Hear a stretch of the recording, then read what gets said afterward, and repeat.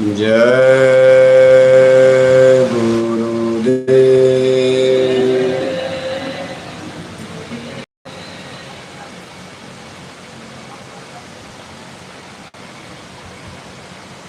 परम पूज्य स्वामी जी महाराज, हमारी संस्था के प्रमुख संस्था अध्यक्ष पूज्य हुजूर महाराज जी, आज के सत्संग समारोह में भाग ले रहे सभी सम्मानित सत्संग धर्म प्रेमी भाई बहनों और प्यारे बच्चों,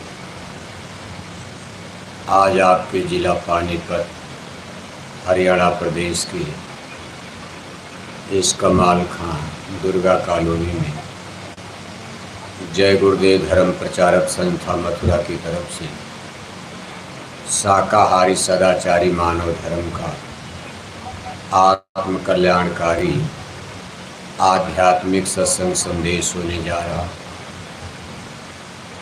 जिसके लिए हमारे परम पूज्य स्वामी जी महाराज ने लगातार 60 वर्ष तक अपनी आध्यात्मिक पाठशाला सत्संग में बैठाकर हम भोली भटकी मानव आत्माओं को इसका ज्ञान और बोध कराने का प्रयास करते रहे। और सन 2012 के बाद हमारे संस्था अध्यक्ष पूज्य हुजूर महाराज जी छोटे बड़े काफिले जन जागरण यात्रा लेकर जाड़ा गर्मी बरसात की परवाह किए बिना निरंतर लगातार प्रयास मेहनत कर रहे हैं। लाखों भाई लोग टाट बोरा पहनकर, लाखों लाख भाई बहनें शाकाहारी जाकेट पहनकर इस भारत देश की धर्म धरती पर इस मिशन में उनका सहयोग और साथ दे रहे हैं। आप इस बात पर कभी कभी ज़रूर विचार करते होंगे कि आखिर इस चीज़ की प्रचार प्रसार करने की इतनी क्या आवश्यकता। आज के इस इंटेलेक्चुअल वैज्ञानिक भौतिकवादी युग में आदमी का लक्ष्य भौतिकवादी हो चुका। रोटी कपड़ा मकान, दुनिया के सारे साजो सामान, जमीन जायदाद, रुपए पैसे धन दौलत, ज़्यादा से ज़्यादा इन चीज़ों की प्राप्ति ही धीरे धीरे आज मानव समाज का लक्ष्य बनता जा रहा। चाहे पढ़ा लिखा आदमी हो, चाहे अनपढ़ हो, चाहे शहरी आदमी हो, चाहे गांव का हो, हिंदू हो, मुसलमान हो, सिख हो, ईसाई हो, अमीर गरीब, राजा प्रजा, औरत मर्द, बच्चे बच्चियां, हर जगह इसी का कंपटीशन और होड़ लगा हुआ कि भाई हमारी दुनियावी दौलत ज़्यादा से ज़्यादा हमारे पास बढ़िया घर मकान हो जाए, बढ़िया कोठी हवेली हो जाए, ज़्यादा से ज़्यादा ज़मीन बगीचा हो जाए, हम ज़्यादा से ज़्यादा धनवान हो जाए, जिससे हमारी ज़्यादा से ज़्यादा शोहरत नामवरी पानीपत ज़िले में बच्चा बच्चा हमको जानने लगे। और आज के समय में आदमी के बड़प्पन का यही रुपए पैसे धन दौलत, यही संसार और संसार के सामान पदार्थ मानक माने जा रहे हैं। ऐसे समय में धर्म और अध्यात्म का प्रचार करना, ये चीज़ें बिल्कुल गौड़ होती जा रही। धर्म का प्रचार इतना करने की क्या आवश्यकता भाई, जब सब लोग धर्म कुछ न कुछ तो कर ही रहे। हिंदू मुसलमान, मंदिर देवालय शिवालय, गंगा जमुना तीर्थ मूर्त, कोई न कोई धर्म पूजा पाठ तो सब लोग कर ही रहे हैं। फिर धर्म के प्रचार करने की क्या ज़रूरत। क्यों धर्म में समय दिया जाए, पैसा लगाया जाए, इसमें इतनी टेम्परेचर में गर्मी में 2 घंटे समय देकर आखिर इतना तपने से जलने से लाभ क्या मिलेगा। आम आदमी देखो इसका आकलन करता, भाई कोई लाभ हो मिलेगा। लाभ माने दुनियावी लाभ, कुछ दौलत मिल जाए, चलो नौकरी चाकरी मिल जाए, कुछ घर मकान बढ़ जाए, कुछ और लाभ हो जाए तो चलो ठीक। बाकी ऐसे बैठ के कथा सुना जाए, उल्टे 10 रुपया दक्षिणा दिया जाए, इतना डीजल भाड़ा किराया लगा क्या है, जाते जाते जेब खाली हो जाए। आज का आदमी इन सारी चीज़ों पर देखो दृष्टिकोण बदलता नज़र आ रहा। और चूँकि एक ऐसा धर्म है, जैसा कि हमने आपको बताया, हमारे गुरु महाराज का जय गुरुदेव मिशन का धर्म क्या है? शाकाहारी सदाचारी मानव धर्म का आत्म कल्याणकारी सत्संग संदेश, यानी ऐसा धर्म जिसमें लोगों को सिखाया जा रहा प्योर वेजिटेरियन लाइफ सिस्टम, यानी आपको अपने जीवन में शाकाहारी रहना। अब ऐसे समय में जब दुनिया मांसाहारी धर्म की तरफ मुड़ चुकी है, जिधर देखो मांसाहारी धर्म, मुसलमानों में आप देखोगे पूरा मांसाहारी धर्म, वहाँ तो करीब करीब 100% 100% यानी 100% दीन ईमान इस्लाम, मुसलमानों का इस्लाम धर्म मांसाहार को सपोर्ट कर रहा। आज दुनिया में 51 देश मुसलमानों का है। मुसलमानों के राष्ट्र और देश में चलो आप ईरान इराक नहीं जा पाओगे, अपने भारत देश में ही, आप अपने पानीपत में ही मुसलमान भाई रहते हैं, उनके घरों में जाओ, शाकाहारी मुसलमान का रजिस्टर बनाओ, शाम तक घूमोगे शायद रजिस्टर आपका खाली रह जाएगा। मांसाहारी मुसलमानों का तो कई रजिस्टर भर जाएगा और शाकाहारी मुसलमानों का एक भी रजिस्टर, एक पन्ना भरना कठिन हो जाएगा। चलो पानीपत में मुसलमान तो कम रहते, चूँकि आज़ादी के दंगे में तमाम मुसलमान हरियाणा पंजाब के पाकिस्तान चले गए और अभी तक यहाँ मुसलमान जम नहीं पाए हरियाणा पंजाब में। लेकिन चलो फिर भी गांव में तो नहीं, लेकिन शहरों में थोड़े बहुत रहते हैं। यहाँ बहुत बड़ी मेजॉरिटी हिंदुओं की रहती, जिसको हिंदुज़ में कहते हो, हिंदू धर्म। और यहाँ आज आप लोग जितने बैठे हुए हो सब हिंदुज़्म को ही सपोर्ट करने वाले हो, इसमें कोई मुसलमान भाई तो नज़र नहीं आ रहा। अब हिंदुओं की जो परिस्थिति है, हिंदू धर्म में भी आपके पानीपत में आप हिंदुओं के घर में जाओ, एक रजिस्टर बनाओ शाकाहारी हिंदू, एक रजिस्टर बनाओ मांसाहारी हिंदू, और घर घर में आप जनगणना करो, कोई शाकाहारी मिल जाए लिखो शाकाहारी हिंदू रजिस्टर पर, और कोई मांसाहारी हिंदू मिल जाए लिखो मांसाहारी हिंदू रजिस्टर पर। तो कौन रजिस्टर पहले भर जाएगा? कौन भरेगा बाबू साहब? कौन रजिस्टर पहले भरेगा? शाकाहारी भरेगा ही नहीं, कई रजिस्टर भर जाएगा। हिंदुओं के घर में भी पानीपत में शाकाहारी रजिस्टर तो भरने में समय लगेगा और मांसाहारी रजिस्टर इतनी तेज़ी से भरेगा जैसे बाढ़ का पानी तेज़ी से बढ़ता। मांसाहारी हिंदुओं का रजिस्टर पानीपत में कई मोटा मोटा बन जाएगा, शाकाहारी हिंदुओं का रजिस्टर एक ही भरेगा मोटा, मांसाहारी का कई। यानी कुल मिलाकर परिस्थिति ये है। ऐसे समय में शाकाहारी धर्म का संदेश देना तो तमाम जनता तो इसीलिए भड़क जाती।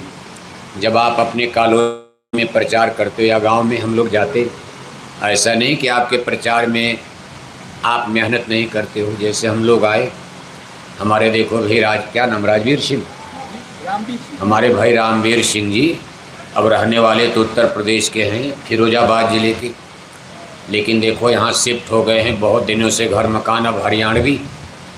ये हमारे ज़िले के अध्यक्ष हैं भाई चंद्रशेखर जी, और हमारे देखो ये बड़े बुजुर्ग टाटधारी हैं भाई हरद्वारी लाल जी, अभी भी उत्तर प्रदेश के, भाई चंद्रशेखर पंडित जी, ये भी बिहार प्रदेश के। लेकिन अब तो आदमी पूरी दुनिया में मिक्सचर हो रहा, अमेरिका जा रहा, लंदन में बस जाता, वहीं बस जाता। तो भारत में एक दूसरे प्रांत से आना जाना है तो ठीक और अच्छा भी है, थोड़ा कल्चर बदलेगी, संस्कृति बदलेगी, अनेक भाषा आप सीख जाओगे, खान पान समझ में आएगा, बिहारी लोग कैसे रहते, यूपी वाले कैसे रहते, यूपी वाले समझ जाएंगे हरियाणवी लोग कैसे रहते।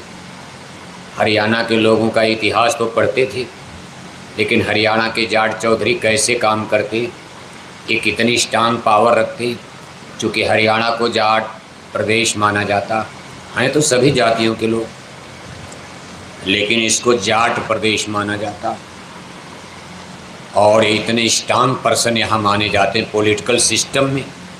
आप देखो कि राजनीति में इनका कई वर्षों तक दबदबा रहा, और कभी कभी इनसे गलतियाँ हुई तो सारी जातियाँ नाराज़ हो जाती। अब लोग कहते भाई किसी को भले राजा बना दो, लेकिन जाट लोग राजा ना बनने पाए। ऐसी मेंटलिटी, ऐसी मनसा नहीं सब जाट खराब होते, लेकिन होता है जब आदमी सत्ता में आता है तो उसकी लाठी तेज हो जाती। जैसे उत्तर प्रदेश में, वहाँ देखो यादव मेजॉरिटी में रहती, अब वहाँ स्थिति ये हो गई है, जाट लोग तो थोड़ा जमुना पार मेरठ बेल्ट में, लेकिन उत्तर प्रदेश में यादव मेजॉरिटी में है, जैसे हरियाणा में जाट हैं। अब वहाँ यादवों ने कई वर्षों तक शासन किया। अब वहाँ क्या मानसिकता बन गई, कोई राजा बन जाए लेकिन यादव लोग राजा न बनने पाएँ, इसलिए सारी हिंदू जातियाँ वहाँ यादवों के खिलाफ हो जाती। ऐसे हरियाणा में हो रहा। और राजनीति में सही है, जाति समीकरण नहीं होना चाहिए। अच्छा आदमी कोई भी अच्छा राजा बन जाए क्या करेगा, आपको मार डालेगा। किसी जाति का राजा बन जाए कोई नुकसान करेगा, अच्छा आदमी होगा सबका भला करेगा। लेकिन यह है कि इतना तो निश्चित है, प्रभुता पाई काई मद नाही। जब आदमी को पावर मिलती है तो उसको संभालना बड़ा कठिन हो जाता। 10-20 लाख रुपए आपको मिल जाता है तो सुबह होते होते बुद्धि उलट जाती है, आदमी की बोली बदल जाती, भाषा बदल जाता, सुबह ही उठ करके चंचल हो जाता। लोग कहते भाई आज बड़े खुश नज़र आ रहे। अरे कहा बोलो मत, अभी हम बैंक जा रहे हैं ज़मीन की रजिस्ट्री करवाना, 50 लाख आ गया हमारे पास। फिर वो किसी को समझता नहीं है। जिसको राज मिल जाएगा, बताओ, चंडीगढ़ का राज, लखनऊ का राज, दिल्ली का राज जिसको मिल जाए, बहुत ही कोई दरिया दिली इंसान जिसको संतों महात्माओं की दया कृपा मिल जाए, ईश्वर भगवान की दया, वही अपने बड़प्पन को संभाल सकता, ब्रीफ कर सकता। बाकी तमाम लोग रावण और कंस ही बन जाते। राम बनना, कृष्ण बनना, राजा हरिश्चंद्र बनना, धर्मात्मा राजा बनना, ऐसे तो बहुत कम राजा इतिहास में मिलते हैं। ज़्यादातर राजा बनने के बाद रावण, कंस, दुर्योधन की स्थिति में पहुंच जाते हैं। मारना, काटना, लूटना, पाटना, अपने बाल बच्चे रिश्तेदारों के लिए तो ठीक, लेकिन दूसरे के लिए उनके नियम बदल जाते हैं। जबकि राजनीति में समभाव, जो नियम जनता के लिए वही अपने रिश्तेदारों के लिए, वही नियम अपने जाति के लिए, वही नियम अपने बेटा बेटी के लिए भी होना चाहिए। लेकिन ऐसा होता इस प्रेजेंट टाइम में नज़र नहीं आ रहा। तो कहने का हमारा मतलब, जिस बात पर हम आगे बढ़ रहे हैं कि देखो ये चीज़ लाख प्रचार करने के बाद भी जनता इस सत्संग में क्यों नहीं आती। बात सब कहते भाई जय गुरुदेव वाले बड़े अच्छे हैं, बोरे वाले बड़े सीधे साधे सज्जन होते, गुरु जी का प्रचार अच्छा है, ऐसा हरियाणा बन जाए, pure vegetarian Haryana, vegetarian Haryana, यानी शाकाहारी हरियाणा, ये तो सब चाहते हो। शाकाहारी हरियाणा का मतलब कि पूरे हरियाणा प्रदेश में कहीं मछली अंडा शराब की दुकान नज़र न आवे, रातों रात इस पर बुलडोज़र चल जाए। बुलडोज़र तो जान ही रहे हो आप, बुलडोज़र का नाम तो इसमें थोड़ा बहुत जान गए हो आप। जैसे कोरोना महामारी आई तो 2-4 अंग्रेजी सब लोग जान गए, सैनिटाइजर जान गए, लॉकडाउन कोई नहीं जानता था, सब जान गए। अंग्रेजी बोका लॉकडाउन, सैनिटाइजर, कभी सैनिटाइजर लाओ, ये लाओ, लॉकडाउन हो गया। फिर ये तमाम नाम, मास्क अंग्रेजी शब्द है। जैसे जानवरों को मुंह बंद किया जाता था, ऐसे हर आदमी का मुंह बंद कर दिया गया। मास्क, आपके नाक और मुंह बंद कर दिए गए। कब ऐसे कोरोना डेवलप करेगा, बढ़ जाएगा, निकलेगा, फैल जाएगा, अंदर चला जाएगा, मर जाओगे। इस तरह तमाम नाम आपने अंग्रेजी के जान लिए। इसी तरह आपको लॉकडाउन उत्तर प्रदेश के माननीय मुख्यमंत्री योगी साहब ने चलाया, तो बुलडोज़र उत्तर प्रदेश में, लेकिन पूरा भारत ने विश्व में बुलडोज़र का नाम हो गया। बुलडोज़र क्या होता है? अरे यही जो जेसीबी मशीन देखते हो, मिट्टी को ये घर पर गिरा दिया, घर पर लगा दिया। अब यह है कि किसी का घर गिराने से तो असली लाभ मिलता नहीं, लेकिन अगर शराब मछली अंडा की दुकानों पर बुलडोज़र चल जाए हरियाणा में, तो हरियाणा कितना सुंदर हो जाएगा। यानी पूरे हरियाणा में मछली अंडा शराब की दुकानों पर बुलडोज़र चल जाए, ये दुकानें नेस्त नाबूद हो जाएं, एक भी मछली अंडा शराब की दुकान दिखाई न दे, तो समझ लो 6 महीने के अंदर हरियाणा में करप्शन का ग्राफ 70% के नीचे चला जाएगा। लेकिन अभी इस चीज़ को कोई, हम लोग तो समझा रहे हैं, लेकिन अभी शासन समझ पा रहा न प्रशासन समझ पा रहा। तो हम लोग सोचते अगर जनता भी समझ जाती तो शासन प्रशासन समझने के लिए मजबूर हो जाता। जैसे आप शाकाहारी बन जाते, पानीपत की सारी जनता शाकाहारी बन जाए, शराब पीना बंद कर दे, तो सरकार को शराब अपने आप दुकानें बंद करनी पड़ेगी। लेकिन अभी लोग ये कहते हैं, जैसे अभी लॉकडाउन जब पीछे गया, पूरे पानीपत की सारी दुकानें बंद, लोहे की दुकान बंद, गिट्टी की दुकान बंद, बालू सीमेंट की दुकान बंद, कपड़ा जूता चप्पल की दुकान बंद। जब लॉकडाउन के बाद पानीपत मंडी बाज़ार को खोलने की बात आई, हमारी सरकारों ने सबसे पहले कौन दुकान खोली गई? कौन दुकान खोली गई? सब दुकान बंद।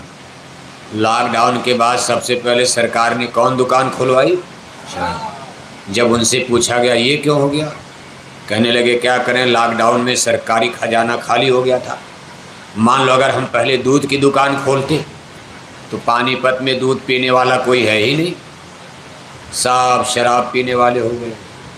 हमारी सारी दूध की बोतल सड़ जाती, 1 हफ्ते तक न बिकती। हमने जब शराब की दुकान खोला तो सुबह से लेकर शाम तक लाखों लाख बोतलें खटाखट बिकती चली गई, शाम तक दुकानें खाली हो गई और हमारे खजाने में इतना पैसा आ गया कि हम अपने अधिकार लिए। तो सरकार की भी मजबूरियां हैं, बस उनका एक ही उत्तर, ऐसा नहीं वो लोग नहीं जानते। मान लो कोई न जाने, लेकिन माननीय योगी साहब, मोदी साहब तो जान रहे हैं कि शराब मनुष्य के लिए कितनी बुरी चीज़ है। क्योंकि हमारे प्रधानमंत्री माननीय मोदी साहब गुजराती मूल का होने के कारण प्योर वेजिटेरियन लाइफ सिस्टम उनका है, बीड़ी तक नहीं पीते। माननीय मुख्यमंत्री उत्तर प्रदेश योगी साहब गोरक्षपीठ के महंत हैं, धर्म गुरु हैं, राजगुरु हैं, और देखो लहसुन प्याज तक नहीं खाते, साधु हैं, सन्यासी हैं, रामायण गीता पर भी प्रवचन थे। भले राजा आपने बना दिया, पहले तो लोग कहते थे साधुओं को राजा मत बनाना, अभी 10-15 बरस पहले लोग कहते भाई साधु संतों को राजनीति में नहीं आना चाहिए, किसी को नहीं लाया जाएगा, साधु महात्माओं को। कोई MP MLA का भी चुनाव लड़ गया तो हल्ला मचता था, साधुओं को क्या ज़रूरत, साधु माला पूजा करें, साधु लोग रामायण गीता सुनावें, प्रवचन करें। लेकिन देखो विधि का विधान देखो, छोटे मोटे साधु नहीं, मजगर साधु जमा, यानी दमदार साधु। कैसे साधु कि बुलडोजर चलवा दिया। कोई मुख्यमंत्री बुलडोजर चलाने की हिम्मत करेगा? बड़े बड़े पॉलिटिकल पर्सन भारत में जन्म लिए मर गए। सरदार पटेल को भी स्ट्रांग पर्सन पॉलिटिकल माना जाता, लेकिन इतना ज़बरदस्त बुलडोजर तो सरदार वल्लभ भाई पटेल भी नहीं चलवा पाए, जैसा माननीय योगी साहब जो एक साधु गेरुआ बस पहनने वाले। यानी साधु लोग ऐसा करेंगे कोई सोचता था। लेकिन देखो विधि का विधान, साधु राजा बन गए। क्या करोगे आप? और यही स्थिति रही तो फिर कितने साधु राजे बन जाए, साधुओं का ही राजा जाएगा। जय श्री राम बोलो, राजा बन जाओ। अब जिंदाबाद मुर्दाबाद वाले तो जा रहे हैं, और जय श्री राम बोलने वाले राजा बने, क्या समझ रहे हो आप? ये कैसा समीकरण बनता जा रहा, ये क्या संकेत दे रहा है कि देश की जनता के अंदर से धर्म कोई निकाल सकता है? लोग सोचते थे निकाल दो, नेता लोग यही सोचते थे, लेकिन भारत की जनता है, देखो कोई मरता है आपके घर में, राम को गए लाखों बरस हो गया, लेकिन आज भी हिंदू घर में कोई मरता है, जब आप उसकी अर्थी निकालते हो, श्मशान घाट पर चलते हो, पीछे पीछे क्या बोलते हो? राम नाम सत्य है, राम नाम सत्य है, बाकी सब असत्य। ऐसे हिंदू जनता के दिल से नेता लीडरों के बस का बात है कि राम को निकाल देंगे। लाखों बरस राम को गए हो गया, लेकिन आज हर हिंदू घर में चाहे जीते जी भले न बोलो, राम को गाली, रामायण को गाली, किण को गाली, गीता को गाली। और क्यों गाली देते? वोट के लिए। भाई इनको गाली देंगे तो ये खुश हो जाएंगे, मुसलमान खुश हो जाएंगे, इनको गाली देंगे हिंदू खुश हो जाएंगे, राम को गाली देंगे तो अम्बेडकरवादी खुश हो जाएंगे, अम्बेडकर का विरोध करेंगे रामवादी खुश हो जाएंगे। ये तमाम राजनीति के गुर होते हैं।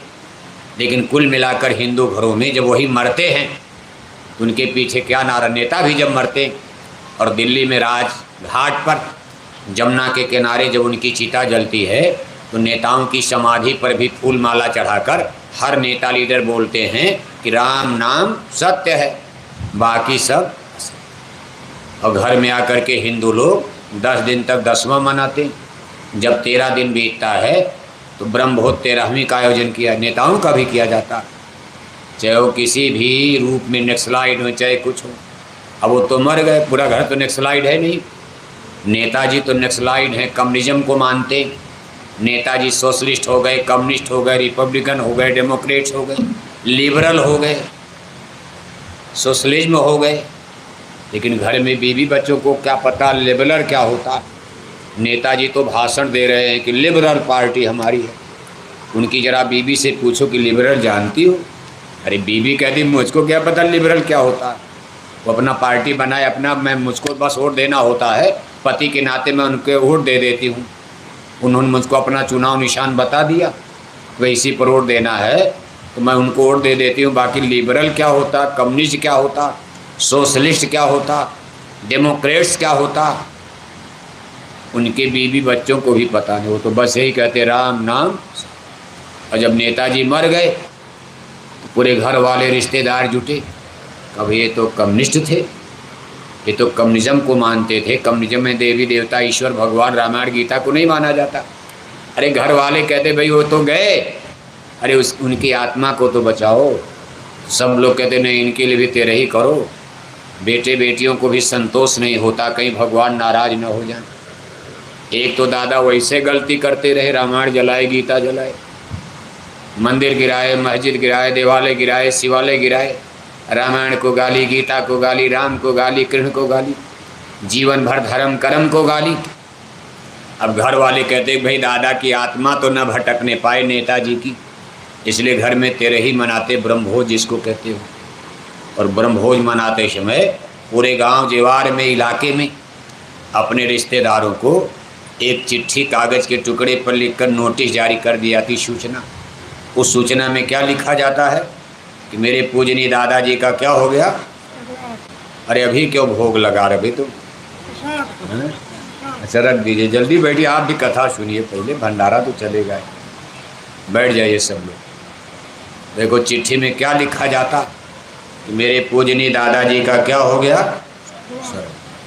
नरकवास नहीं, क्या लिखा जाता है? और हर कोई लिखता। आश्चर्य की बात यह है कि हर कोई लिखता। अब इसी तरह सब लोग स्वर्ग चले गए। आपके पानीपत जिला में कोई नरक गया होगा आज तक? कोई गया होगा? किसी ने लिखा कि मेरे दादा का नरकवास हो गया। दादा 2 कुंतल मछली खाकर मर गए, उनमें लिख दिया स्वर्गवास। दादा सारी जिंदगी पानीपत में शराब पिए, शराब के नशे में मन बुद्धि पागल कर लिया और पागल मन बुद्धि के द्वारा अपने टोले महल्ले गांव जेवार में कितनी बहन बेटियों की इज्जत की खुआरी कर दिया, कितनी बहन बेटियों की इज्जत को बर्बाद कर गए। उनकी भी तेरे ही में चिट्ठी लिख दिया, क्या हो गया? नरकवास, स्वर्गवास। सरकार ने जिसको फांसी पर चढ़ा दिया कोर्ट कचहरी अदालत में। अब कितनी बड़ी आदमी गलती करता पाप, तब सरकार फांसी पर चढ़ाती, नहीं तो 6 महीने की सज़ा, 2 साल की सज़ा। बहुत गलती किया तो जीवन भर आजीवन कारावास। मारा नहीं जाएगा, चलो जेल में रहो। 70-80 बरस के बाद बुढ़ा जेल की सज़ा आजीवन पूरा हो जाता, क्योंकि उसमें दिन रात मिलाकर जोड़ा जाता और उसको बुढ़ापे में जेल से छोड़ दिया जाता। कि अब बुढ़ा क्या करे, कितना बड़ा माफिया। अब गठिया पकड़ लिया, बात पकड़ लिया, किडनी खराब, ये खराब, जेल का खराब खाना मिलता है, जेल में सुविधा नहीं मिलती, हार्ट के मरीज हो गए, किडनी खराब हो गई। अंग्रेज़ों के ज़माने में भी तमाम नेता लीडर जब जेल में बार बार बंद हुए, जवाहरलाल नेहरू, महात्मा गांधी जी से तमाम लोग देखो रोगी बन गए। आज के ज़माने में भी जिनको जेल में बंद किया जाता है, 7-2 साल में उनको रोगी बनना। किडनी खराब, लीवर खराब, हार्ट खराब, कहीं लेंस खराब, जेल का खराब खाना फिर भी छोड़ दिया जाता। अब फांसी पर तो उसी को चढ़ाया जाता जो बहुत बड़ा पाप करता। कोर्ट कचहरी माफ़ करने को तैयार नहीं। दिल्ली के तिहाड़ जेल में फांसी पर चढ़ा दिया, मर गए। उनकी डेड बॉडी, मुर्दा लाश घर वालों ने मांगा तो सरकार ने दे दिया। अब वो जब लाश लेकर घर आए, उसको जलाए। अब उनकी जब तेरही मनाते हैं, वो भी क्या लिखते हैं, मेरे भी दादा का क्या हो गया, नरकवास। क्या हो गया बताओ। सरकार जिसको फांसी पर लटका रही, सबसे बड़ा गुनहगार आदमी धरती पर, पाप करने वाला, सरकार ने फांसी पर चढ़ा दिया। और उसके घर वाले जब तेरही मनाते हैं, लिखते हैं कि मेरे भी दादा का क्या हो गया, स्वर्ग। तो क्या स्वर्ग का पट्टा आप ही करते हो? अगर इसी तरह सब लोग स्वर्ग चले गए, तब तो भगवान का नरक खाली पड़ा होगा। स्वर्ग में खड़ा होने की जगह नहीं और नरक बिल्कुल खाली पड़ा होगा। क्या भगवान से गलती हो गई? उन्होंने नरक बनाने में बेकार मेहनत। जब जेल में कोई जा ही नहीं रहा, तो सरकार को जेल घर बनाने की ज़रूरतें क्या थी? जब जेल में कोई जाएगा, अच्छा किया तब भी स्वर्ग, बुरा किया तब भी स्वर्ग, पाप से पाप किया तब भी स्वर्ग। यहाँ तो आप सबको स्वर्ग का टिकट बांटते रहते हो, लेकिन ऐसा होता नहीं। यही सब चीज़ समझना आपको। धर्म और अध्यात्म में, जिसको साइंस ऑफ सोल कहते, स्पिरिचुअलिज्म जिसको कहा जाता, रूहानी इल्म, रूहानी तालीम कहा जाता। अब आप तो ऐसा सस्ता धर्म लेकर काम चला रहे हो। बस मंदिर में टन टन घंटा बजाए जा रहे और 1-1 किलो मछली खाए। हरे रामा हरे कृष्णा कीर्तन गाए जा रहे, चंदन तिलक टीका लगाए जा रहे, अखंड रामायण गाए जा रहे और 1-1 किलो अंडा खाए जा रहे, 10-10 बोतल दारू शराब उड़ाए जा रहे। और मरने के बाद मुक्ति का पट्टा नाती पोता कर ही देंगे। क्या फ़र्क पड़ता? क्या ज़रूरत सत्संग सुनने की, क्या ज़रूरत तपस्या करने की, क्या ज़रूरत सेक्रीफाइस करने की, क्या ज़रूरत मीराबाई की तरह महल छोड़ने की। गोपी चंद भरथरी राजा महात्मा बुद्ध है, बड़े बड़े चक्रवर्ती नरेशों के राजकुमार, जिस चीज़ को पाने के लिए, स्वर्ग वैकुंठ पाने के लिए, अपनी आत्मा के कल्याण के लिए, अपनी सुंदर राजधानी किले महल, सुंदर रानियों को छोड़कर जंगल में फ़कीर बन गए। और आपने सस्ता नियम निकाल लिया, जो चाहो सब करते रहो। और नाती पोता का पट्टा कौन करेंगे? किसके जिम्मे छोड़ दी? किसके जिम्मे? का भाई हमारे मरने के बाद बस सीधे टिकट दे देना कि मेरे दादाजी का क्या हो गया। यानी नाती पोता के जिम्मे अपने मोक्ष और मुक्ति का जिम्मेदारी भार उनके ऊपर लाद कर आज आप भी दुनिया से अलविदा हो गए। मोक्ष मुक्ति का बात अपने ऊपर उठाना पड़ता। ये परमेश्वर का कॉन्स्टिट्यूशन है, नेचुरली कुदरती विधान है कि आपको अपने ऊपर अपने मोक्ष मुक्ति का भार उठाना पड़ेगा। सुख और दुख, इससे परे परिस्थिति आती है मोक्ष और मुक्ति की। आप सुख की अवस्था में, यहाँ दुख की अवस्था में, इस जन्म मरण के देश में भटकते रहते हो। सुख भी मिलता, लेकिन ये सुख भी टेम्परेरी, फिर दुख भी मिलता और दुख भी टेम्परेरी। कोई ऐसा संसार में दुख नहीं है जो परमानेंट हो। आज जो दुखी है, आज जो रो रहा है, कल वो हंसेगा। जैसे आज बेटा मर गया, रो रहे हैं, 6 महीने के बाद, साल भर के बाद फिर बेटा पैदा हो गया, मंगल गीत गाया जाएगा, पूरे गांव में लड्डू बांटा जाएगा। आप गीत गाते हो, भाई बेटा पैदा हो गया, मान लो अपना नहीं पैदा हुआ, बहू को पैदा हो गया, कोई तो नाती पोता पैदा हो गया, कोई मरेगा। दादा मर गए, रो रहे हो, नाती पैदा हो गया, फिर खुशी आ गई, फिर कोई मर गया, रोओगे, फिर कोई पैदा हो गया, हंसोगे आप। ये संसार का क्रम, दुख और सुख का, ये बिल्कुल जोड़ा बना हुआ है, एक दूसरे के पूरक हैं। कोई ऐसा जीव जगत में नहीं आज तक धरती पर जन्म लिया जिसके जीवन में सदैव दुख रहा हो, और कोई ऐसा जीव मनुष्य जन्म नहीं लेता जिसके जीवन में सदैव दुख रहा हो। अब रामकृष्ण से बड़ा तो कोई हो नहीं सकता। भगवान राम के जीवन में भी देखो कितने दुख। जनकपुर में शादी हो रही, कितना राजा दशरथ बारात लेकर जनकपुर पहुँचे, सीता जी से शादी हो रही, मंगल गीत गाए जा रहे, और जब अयोध्या लौटते थोड़े ही दिन में देने के बाद वनवास हो जाता। बताओ आप, महलों में रहने वाली सीता जी, महलों में रहने वाले राजकुमार भगवान श्री रामचंद्र जी, आज जंगल में जाकर ज़मीन पर सोना है, फल फूल खाना है। गुरुओं का आदेश हो गया चूल्हे में आग नहीं जलेगी। उनको कितनी सख्त हिदायत दी गई तपस्या करनी। कभी सीता जी साथ रहेंगी, लेकिन किचन नहीं बनेगा आपका, रसोई में आग नहीं जलेगी, बिना आग वाला बिना पका हुआ भोजन आपको करना। कहा महाराज क्या कहा, फल फूल खाकर 14 बरस बिताना, आपको तपस्या करनी जंगल में। कहा भूमि शयन बल कल बशन, कहे कपड़े उतार दो राजा वाला, सोना चांदी सब उतारो, ये रेशमी कपड़े उतारो, बलकल माने बोरा, ये जो आप टाट बोरा इसको जूट कहते हैं, अंग्रेजी में सैक क्लॉथ कहा जाता। कांतान गोन पाट अनेक नामों से इसको जाना जाता है। रामायण में इसका जिक्र आया है, राम लक्ष्मण के लिए आया है। हम गप नहीं बोल रहे, रामायण आप पढ़ते हो। रामायण में लिखा है सोई सब सुलभ जटिल तन मोरे, सिंह सुहावन टाट पटोरे। टाट यानी टाट माने बोरा होता, जटा जूट यानी सर पर जटा रखो, दाढ़ी बाल नहीं बनवाना। ये नहीं कि अयोध्या से नाई लेकर जाओ।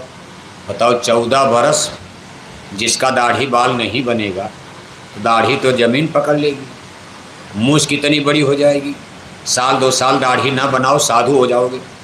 तमाम लोग देखो 6 महीना दाढ़ी नहीं बनवाते, बस कहा भाई हम भी संत हो गए, परम संत हो गए, सिद्ध हो गए। अब आज के भारत देश में आज की परिस्थिति में साधु संतों का मानक पहचान क्या होती? बड़ी बड़ी दाढ़ी, बड़े बड़े बाल, गिरुआ पहन लिया, नीला पहन लिया, पीला पहन लिया।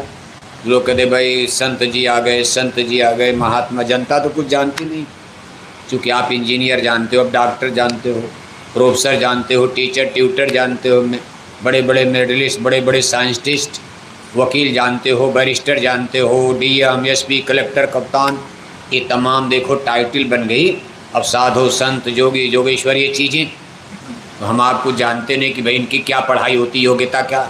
बस कपड़ा वपड़ा देख करके हम लोग कहने लगते हैं, और पता चला बाद में साधु बाबा जनता को धोखा देकर चले गए। अब उनके ऊपर कोर्ट में FIR हो गया। अब सरकार की पुलिस उनको खोज रही, पुलिस ने पकड़ा तो पकड़ के जेल में डाल दिया। जिसको लोग संत कहते थे, महंत कहते थे, भगवान कहते थे, सदगुरु कहते थे, आज तमाम लोग देखो सरकार की जेलों में पड़े हुए हैं। वैसे काम उन्होंने लाखों लोगों को शाकाहारी भी बना दिया। आप किसी हरियाणा में देखो, पंजाब में देखो, राजस्थान में देखो, ये वेस्टर्न इंडिया, पश्चिमी भारत की सरहदों पर आप देखोगे ऐसे कई महात्मा हुए हैं, गुजरात से लेकर हरियाणा पंजाब तक, जिन्होंने लाखों लाख लोगों को शाकाहारी बनाया। लेकिन आज उनसे क्या कसूर बन गया? आज सरकार ने पकड़कर जेल में डाल दिया और कहते भाई जीवन भर इसी में रहो आप, आजीवन कर दिया आपको। अब एक हो सकता सरकारें बदल जाए, कुछ परिवर्तन हो जाए, हो सकता कोई और बात हो। खैर वो तो सरकार का कोर्ट कचहरी का विषय है। लेकिन उनके ऊपर जो ब्लेम लगाया गया, उनके ऊपर जो इल्ज़ाम लगाया गया है कि भाई उन लोगों ने तमाम बच्चियों की इज्जत, तमाम बेटियों की इज्जत, आबरू सम्मान को बर्बाद किया है, ऐसा कहा जाता। सच्चाई क्या है ईश्वर जाने, भगवान जाने। लेकिन तमाम लोगों पर ब्लेम लगाया गया है। इन लोगों ने अपनी संगत में जो बच्चियां आती थी उनके इज्जत आबरू के साथ खिलवाड़ किया, उनका मान सम्मान बर्बाद किया। ये बहुत बड़ा अपराध। वैसे अगर देखा जाए तो ये तो कोई नई बात भी नहीं। त्रेता तो कलयुग है, त्रेता द्वापर का इतिहास पढ़ते बड़े बड़े ऋषि मुनि, ऐसा नहीं कि सब गड्ढे में चले गए। वाल्मीकि जी, बड़े बड़े व्यास जी, भगवान राम, भगवान कृष्ण। इसी कलयुग में आप देखोगे कबीर साहब, नानक साहब, दादू साहब, दरिया साहब, भीखा साहब, बुल्ला साहब, गुलाल साहब, चित्तौड़ की महारानी मीरा, संत रविदास जी, स्वामी विवेकानंद, दयानंद सरस्वती, धर्मगुरु शंकराचार्य, अब आदि आदि कितने महात्मा इसी कलयुग में। त्रेता द्वापर में भी बड़ी लंबी सूची है। तमाम लोग देखो पार हो गए। इस सारे रेजिस्टेंस, सारे प्रतिरोध को तोड़ते हुए वो लोग विजयी हो गए। लेकिन बहुत से ऋषि मुनि पराजित भी हो गए। उनकी भी एक सूची हम आप बराबर लंबी सूची उनकी भी है। लेकिन कुछ लोगों का नाम हम लोग इतिहास में पढ़ते, कहा श्रृंगी को भृंगी कई डारेस। श्रृंगी ऋषि कहा श्रृंगी को भृंगी कई डारेस। नारद के पीछे पड़ गए पछार। ये क्या भैया, बैठो पहले वहाँ कथा सुनो कि यहाँ जा जा रहे हैं का? अच्छा जाए, हाँ दक्षिणा उक्षिणा दे देना मजगर को, कमाने जा रहे हो ना तो दक्षिणा तो दे देना, यहाँ दिखा देना बाबू साहब, लेकिन हल्ला मत करना, धीरे से। श्रृंगी को भृंगी कई डारेस।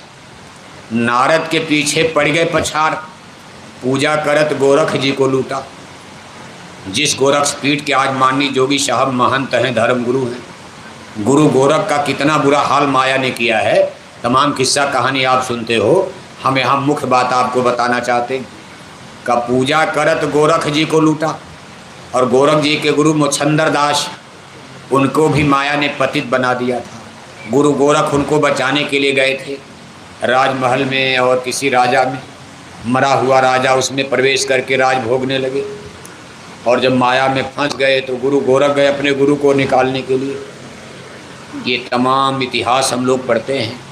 अभी चीज तो ताइजू वाली आज के ज़माने में लगती है कि किसी डेड बॉडी में हम अपनी आत्मा को निकाल कर किसी और आत्मा शरीर में डाल दें। लेकिन गुरु गोरख के गुरु मुछंदर दास, उन्होंने देखो अपनी आत्मा को निकालकर एक मरे हुए राजा के शरीर में प्रवेश कर दिया। राजा जिंदा हो गया। और गुरु गोरख मुछंदर दास ने कहा भाई मेरी शरीर को जिंदा रखना, मैं फिर लौटूंगा। बड़े हिकमत से शिष्यों ने रखा उनको। लेकिन वहाँ जब गए तो राजा बनकर जिंदा हो गए। अब रानिया ने कहा राजा साहब उनको क्या पता इसमें गुरु मुछंदर दास की आत्मा है, शरीर तो राजा का, यानी मुर्दा शरीर उठ करके खड़ा होगा। अभी जलाया नहीं गया था, अभी लोग कफन दफन की तैयारी कर रहे, और तब तक गुरु मुछंदर दास अपनी आत्मा को निकाल कर उस शरीर में चले गए। राजा खड़े हो गए, रानियाँ खुश हो गई, राजा जिंदा, राजा जिंदा। कुछ दिन तक तो हरकत नहीं हुई। रानियाँ तो भाई सब लोग भोगी, अब महल में कोई पूजा पाठ योग करता, साधना करेंगे, भक्ति करेंगे। रानियाँ तो चाहती भाई राजा भोग भोगें, लेकिन चूँकि आत्मा शरीर तो राजा की, लेकिन स्पिरिट और आत्मा एक महात्मा की है। इसलिए गुरु मुछंदर दास जी उसको अनमनस्क रहते थे भोग में। लेकिन धीरे धीरे माया का प्रभाव बढ़ा और देखो फंस गए। इधर चेला इंतजार कर रहे, जिस दिन गुरु को लौटना था, कहा मैं थोड़ा एक्सपीरियंस अनुभव करके फिर मैं लौट आऊँगा अपने शरीर में, महात्मा वाली पुरानी शरीर में। अब शरीर दिन बीत गया, गुरु लौटे ही नहीं। एक दिन बीता, 2 दिन बीता, 10 दिन बीता, महीना बीता, 2 महीना। अब ऐसा भोग में रम गए। देखो गुरु मुछंदर दास भोग में रम गए, महल में मजा आने लगा। दुनिया का झूठा भोग रोग माया ने घेरे में फंसा लिया, बस उसी में मगन। खाओ पियो मो, बढ़िया बढ़िया भोजन, बढ़िया बढ़िया कपड़ा, महल की रानियों के साथ रास विलास करना। तब गुरु गोरख को चिंता हो गई, भाई जब गुरु गड्ढे में चलेगा, हम चेला लोगों का क्या होगा? कौन सत्संग सुनाएगा, कौन हमको बचाएगा? गुरु को तो माया घसीट ले गई। तो गुरु गोरख जाते हैं भेष बदल कर, देखो नाचने गाने वाले बनकर। राजाओं के महल में नाचने गाने वाले जाते थे। गुरु गोरख को नाचने गाने वाली कंपनी बनानी पड़ी। राजा को सूचना दी गई नाचने गाने वाले आए। बताओ गुरु मुछंदर दास नाच गाना सुनने लगे। राजा लोग क्या करते हैं, जैसे आप ऑर्केस्ट्रा पर नाचने लगते हो, डीजे बजने लगा, सब नाचते हो। एक आदमी की शादी, पूरा मोहल्ला नाचने लगते हो। बताओ नाचने वाली कंपनी तो अलग होती, सबको नाचना चाहिए जो, लेकिन जो ही डीजे बजता पूरा मोहल्ला नाचने लगा। तब तक 70 बरस का बुढ़ा, उसने डीजे की आवाज़ सुनी तो भी कमर हिलाने लगा। नाचना उचना तो आता नहीं, लेकिन कमर हिलाता। तब तक बुढ़िया ने देखा मैं पिछड़ न जाऊं, उसने भी नाचना शुरू कर दिया। पूरा मोहल्ला, इंजीनियर नाचने लगा, डॉक्टर नाचने लगा, दारू पी लिया, शराब पी लिया, सब नाचने, सब नचनिया हो जाओगे। तेरी माया। अगर कोई भी पुरुष या कोई स्त्री, कोई भी जा सकता। मीराबाई चली गई, सहजोबाई चली गई, तमाम नारियों का नाम आप सुनते, उन्होंने भी प्रभु को पाया, क्योंकि वहाँ जेंडर भेद नहीं है। क्योंकि आप जब परमात्मा से मिलोगे तब ये शरीर नहीं रहेगा, उस समय आप स्पिरिट और आत्मा के रूप में परमात्मा से मिला जाता है, जिसको जीव और ब्रह्म कहा जाता। एक जीव एक ब्रह्म कहावत। ब्रह्म, इसको आप इस तरह समझो जैसे सूरज और सूरज की किरणियाँ होती, आसमान में आप देखते हैं कहीं सूरज हैं, उनसे अनगिनत किरणियाँ निकलकर रोज़ धरती पर आती हैं, हमारी धरती को चार्ज करती, ऊर्जा एनर्जी देती और फिर सूरज में जाकर समाहित हो जाती शाम को। फिर दूसरे दिन अनगिनत किरणियाँ निकलकर धरती को चार्ज करती हैं, फिर सूरज में जाकर समाहित हो जाती। इसी तरह से हम और आप एक आत्मा के रूप में परमात्मा से जुड़े हुए थे। जब ये वर्जिन ऑफ एर्थ, ये पृथ्वी नहीं बनी थी, वर्जिन ऑफ यूनिवर्स, ये ब्रह्मांड माने सूरज चंदा तारे नहीं बने थे। जब हमारी ये धरती नहीं बनी थी और वर्जिन ऑफ लाइफ, ये धरती पर प्राणियों की उत्पत्ति नहीं हुई थी, आदमी गाय बैल कुत्ता बिल्ला कीड़ा मकोड़ा, यानी जब धरती ही नहीं थी, यहाँ पेड़ पौधे हिमालय पहाड़ जंगल वन उपवन सागर समुंदर, हिंदू मुसलमान अमीर गरीब गाय बैल कुत्ता बिल्ला कुछ नहीं था। यानी जब ये धरती भी नहीं थी, आसमान में सूरज चंदा तारे भी नहीं थे, कहा उस समय कौन था? का तब रहे कि अनी है अनामा, आज सच्चिदानंद प्रभु धामा। कभी तब एक अनी अनाम, राम एक अनी है अनामा, आज सच्चिदानंद प्रभु धामा। का तब एक पुरुष का विवरण आता है, उनका प्रेजेंटशिप इस पूरे यूनिवर्स में केवल एक पुरुष नजर आए, कोई देखा तो नहीं, उन्होंने ही बयान किया मैं था। जैसा गीता में भी कहा, हे अर्जुन मैं प्रथम पुरुष हूँ। भगवान के ने अर्जुन से ही कहा था, हे अर्जुन आप हमको मामूली आदमी मत समझो, मैं ऐसा पुरुष हूँ, इस ब्रह्मांड का सबसे पुराना पुरुष मैं हूँ। मुझे काल ब्रह्म के नाम से जाना जाता, जोगी जन जानते। इस हाड़ मांस की शरीर को तो मैंने धारण किया पिजड़े की तरह, लेकिन वास्तव में हे अर्जुन मैं काल ब्रह्म हूँ। जैसे कोई पक्षी चिड़िया पिजड़े में बंद किया जाता, तोता है मैना है कोयल है बुलबुल है, ऐसे हाड़ मांस का शरीर तो मैंने धारण किया। और कब धारण करता हूँ? यदा यदा ही धर्मस्य ग्लानिर्भवति भारत, जब धरती पर अधर्म और पाप बढ़ता। पारितराय साधु नाम विनाशाय च दुष्कृताम, साधुओं की रक्षा के लिए, सज्जनों की रक्षा। साधु माने दाढ़ी वाला नहीं, साधु माने सज्जन, जो अच्छे लोग हैं, अच्छे पवित्र आत्माएं, उनकी रक्षा करता हूँ। और विनाशाय च दुष्कृताम, दुष्कृत करने वाले, अपवित्र कर्म करने वाले, अधर्म पाप करने वाले, मैं पापियों का विनाश करता हूँ। हे पार्थ बढ़ता पाप जब जब, ग्लानि होती धर्म की, पड़ती जरूरत है मुझे निज जन्म लेकर कर्म की। मैं केवल एक ही परिस्थिति में धरती पर जन्म लेता हूँ, जब यहाँ साधु संतों की बात भी फेल हो जाती, कोई सुनता ही नहीं। वैसे सत्संग जब जनता सुनती रहे तब तो बुराई होगी नहीं। का सठ सुधरें सत्संगति पाई, good idea good behaviour good thinking, अच्छी सोच अच्छा चिंतन अच्छा विचार। जब आप बराबर सत्संग में आते जाते रहोगे तो कभी आपका दिमाग गंदा हो ही नहीं सकता। का सत्संग जल जो कोई पावे, मैं लाई सब कट कर जाओ। पवित्र विचार, पवित्र मन, पवित्र चिंतन, पवित्र सोच का इस सत्संग के ज्ञान रूपी मंदाकिनी में, ज्ञान गोदावरी ज्ञान गंगा में हमारे थोड़े बहुत पाप हुए तो धुल जाते हैं। बराबर सत्संग मिलता रहे तो निर्मल बने रहोगे। कहा लेकिन जब ऐसा समय आता कि आदमी बिल्कुल अधर्म के रास्ते पर चला गया, साधु संतों के वचन बाड़ी उन पर असर नहीं कर, कोई सुनने को तैयार नहीं, अरे सब गप है बकवास खत्म करो, और सब अधर्म और पाप के मार्ग पर चले जाते हैं। हे पार्थ तब मैं इस संसार में जन्म लेता हूँ। वैसे अभी ऐसी परिस्थिति तो नहीं, अभी तो थोड़ा बहुत सत्संग चलो नहीं बहुत लोग, इतने लोग तो आ रहे हो। कुछ राधा स्वामी में जाते हैं, कुछ आचार्य श्री राम शर्मा में गायत्री परिवार में जाते हैं, कोई सतपाल में जाता है, कोई योगेश्वर महाराज में जाता, कोई माउंट आबू ब्रह्म पिता कुमारी, सब अच्छी बात बता रहे हैं। अच्छे विचार अच्छे चिंतन व्यवहारिक जीवन, सब लोग तो अच्छी बात कहते भाई झूठ मत बोलो धोखा मत दो, पशु मत मारो पक्षी मत मारो, मांस मत खाओ अंडा मत खाओ। लेकिन इसी बीच में ऐसे भी धर्म गुरु आपके भारत में पैदा हो गए जिनका धर्म मांसाहारी, वो मांसाहारी धर्म का उपदेश का हम ऐसा गुरु मंत्र देते हैं, मछली भी खाओ अंडा भी खाओ, राम नाम की माला भी जपो, दिन भर बोलो राम राम सीता राम राधे श्याम, सीता राम राधे श्याम, जय श्री राम जय श्री राम, दिन भर बोलो जय श्री राम। क्या बोलते हैं? जय श्री राम। और शाम को लिया 200 ग्राम टनाटन हो जाओ, दिन भर राम राम, शाम को दारू पी लिया, अंडा खा लिया, वो भी तो भक्ति है। वो अपनी भक्ति को सही मानते। शाकाहारी भक्ति उनकी समझ में आती नहीं। ये कलयुग की पहचान है। और मान लो करते करते सब मांसाहारी हो जाएं, तभी सत्संग कौन सुने? सत्संग में तो शाकाहारी बताया जाएगा। ये पहली कंडीशन है, फंडामेंटल प्रिंसिपल है। धर्म और अध्यात्म का मूल सिद्धांत दो ही है, सत्य, अहिंसा, परमो धर्म। सत्य माने ईश्वर होता, कहूँ माय अनुभव अपना, सत हरि भजन जगत सब सपना। भगवान शिव देवी पार्वती को समझाते कहते हैं कि हे देवी पार्वती, मैंने अच्छी तरह से जान लिया, समझ लिया, इस जगत में सब सपना है, झूठा। सपना माने झूठा। अगर कुछ सत्य है तो हरि और हरि भजन। हरि और हरि भजन माने हरि का नाम, जिसको नाम कहते हैं, शब्द कहते हैं, साउंड कहते हैं, वेद वाणी, ब्रह्म वाणी, अनहद वाणी, अनहद नाद कहते।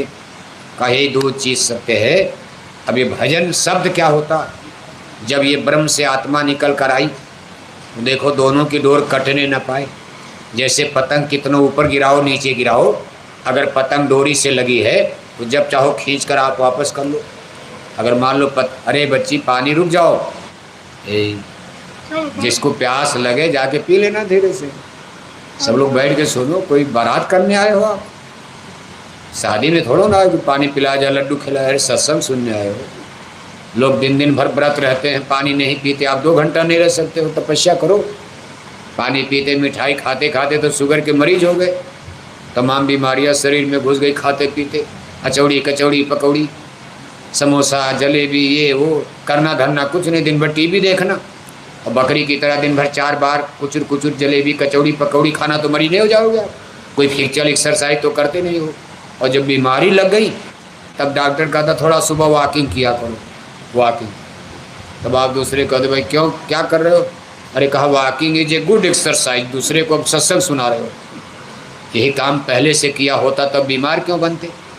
अब बुढ़ापे में तो बीमारी लग निकलने वाली है।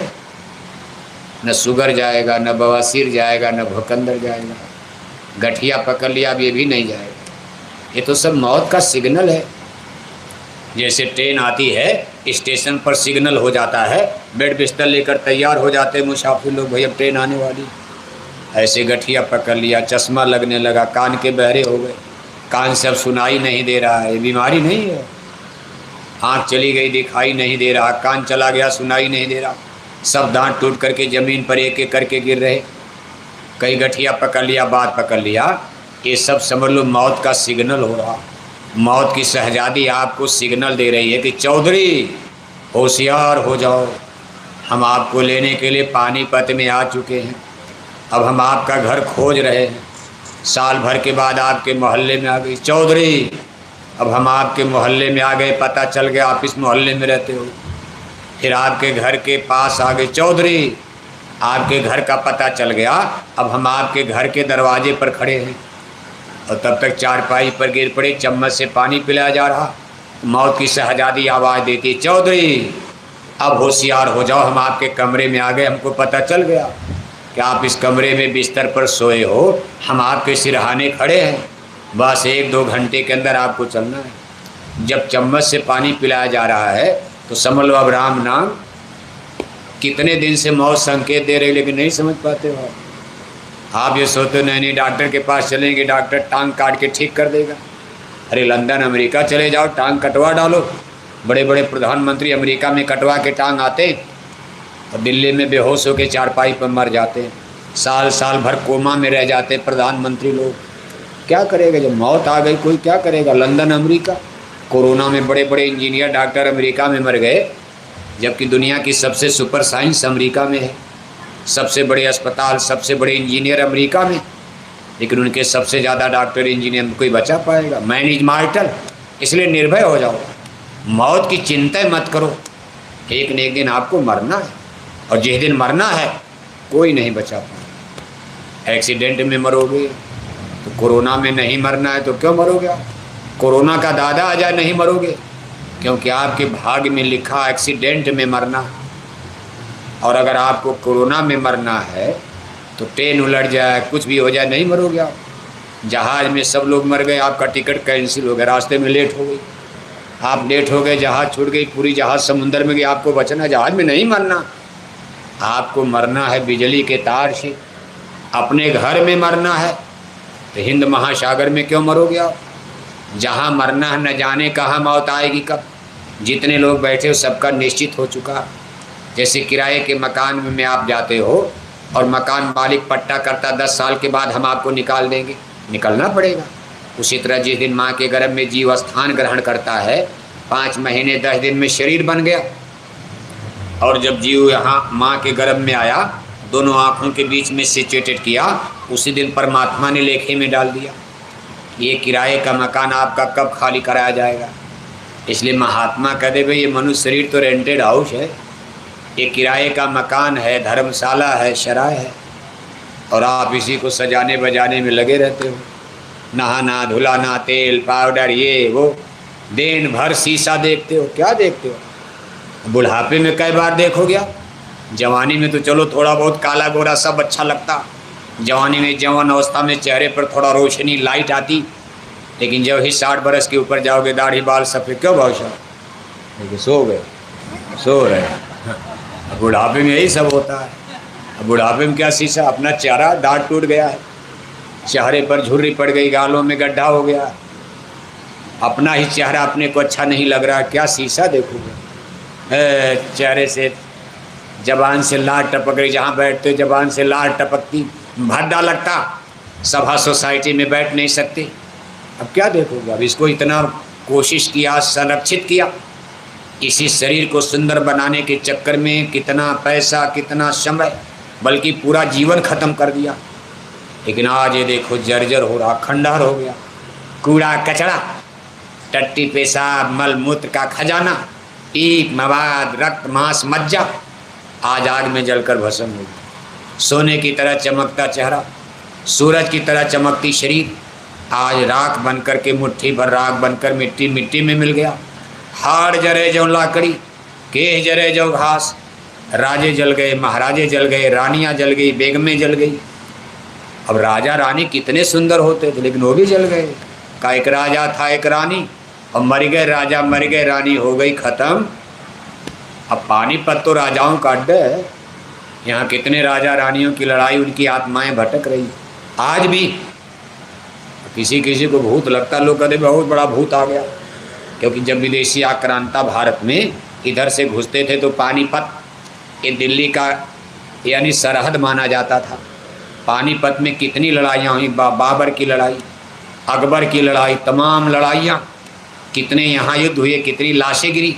और थोड़ी देर पर करनाल प्रारंभ हो जाता है, जहाँ महाभारत युद्ध हुआ था। यानी करनाल में कर्ण, महाबली कर्ण का वध हुआ, उसी के नाम पर पड़ गया करनाल।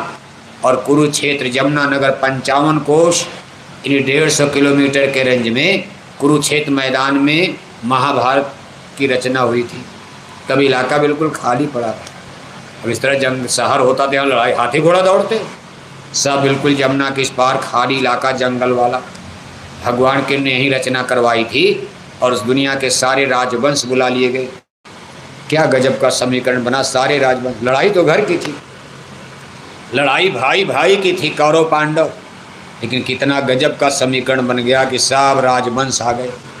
और 18 दिन के बाद कोई राजवंश, कोई राजा राजकुमार जिंदा घर नहीं जा पाए। हजारों रानियां राण बेवा विधवा हो गई, सारे राजवंश करीब करीब खत्म हो गए। कितना बड़ा भारत का नुकसान संसार का हो गया। सारे शूरवीर, सारे बड़े बड़े महारथी वीर मार दिए गए। और तब उसके बाद द्वारिकापुरी में देखो जदुवंशियों पर आफत आ गई।